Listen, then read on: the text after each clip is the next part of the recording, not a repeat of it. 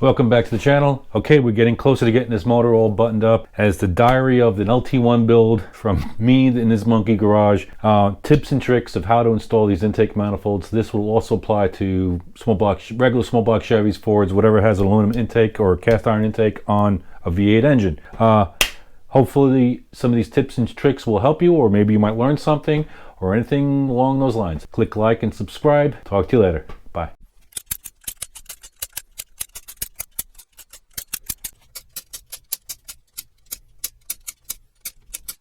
So you asked me why I'm doing this. What I'm doing here is I'm actually imprinting the China walls, and I'm using a center punch that's spring loaded and not one that's not spring loaded that I hit with a hammer. Basically, this is creating like little divots or something like that for the RTV to hold on to. Some of you are going to agree, disagree, or anything like that. I've done this for years and I've never had an intake manifold leak on me. These China rails are notorious for leaking or for the RTV to be squished out. And again, when you have cast iron with aluminum heads intake, they expand at different rates. So you want to give it every fighting chance for it to adhere so you don't have that seepage over the years. This is an intake that I got from Lord Elliot, and somebody's already done that for me. You can see all the little punch marks that they did on the China wall.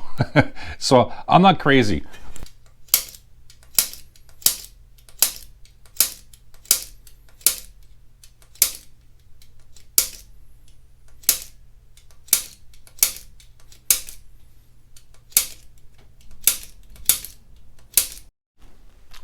All right, now we're gonna get back to putting the right stuff and making a silicone bead.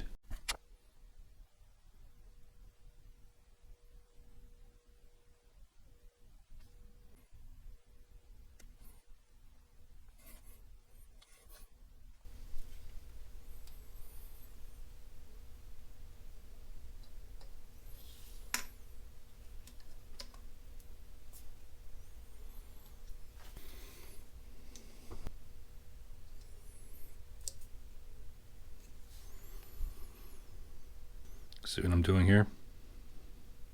Squeezing this between the tabs here of the silicone I just laid. Just sandwich the two so there's no leaks between the oil galley. And I'm going to put a little dab on either side.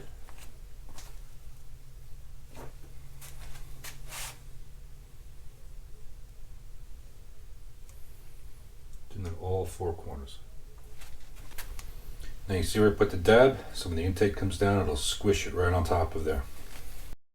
Okay, now that you laid the gasket material, remember, all you need is 1/4 inch all the way through. Do not smear it with your fingers, just squeeze it out of the tube, make like a nice little, I don't know, snake or whatever it is. Also, put a little bit on the edge of the intake gasket, and also on top of the intake gasket, so when you smush the intake down, they both squeeze good, and this will help eliminate corner leaks. Or seepage, basically. Now, the next thing is that don't just put your intake manifold on. Let it sit for about 10 minutes, let it get a little tacky, and then we're going to lay the intake manifold on. All right, now that we waited 10 minutes, just gently lay the manifold down.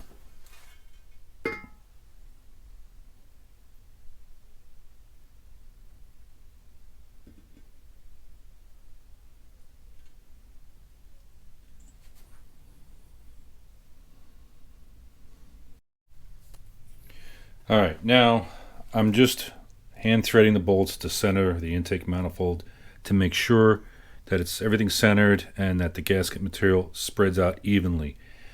After I do all of that, I know it's kind of excessive, but some of these bolts go through the head and into, I guess, where the oil is splashing back or returning. So I just simply put a little bit of thread sealer so you don't get the seepage around the bolt in these areas here, as you see in a lot of LT1s.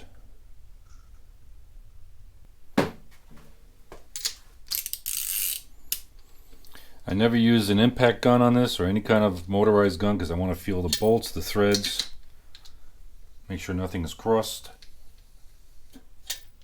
The torque settings are going to be 18 foot-pounds the first round, and then 35 foot-pounds on the second round. Now 18 foot-pounds, I don't really care about that much, to be honest with you. So basically the whole point of this is that you want to spread out the load throughout the intake manifold so you don't warp it. It tightens down evenly. There is a pattern technically, but I just start from the middle, crisscross, and work my way out. So I'm going to do the first pass, approximately about 18 foot-pounds.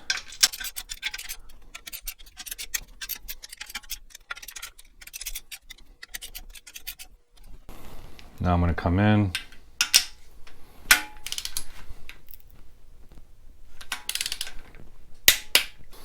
Now if you're doing this in the car, it's going to be a little bit harder to get a big torque wrench in there. So you can do a smaller one like this.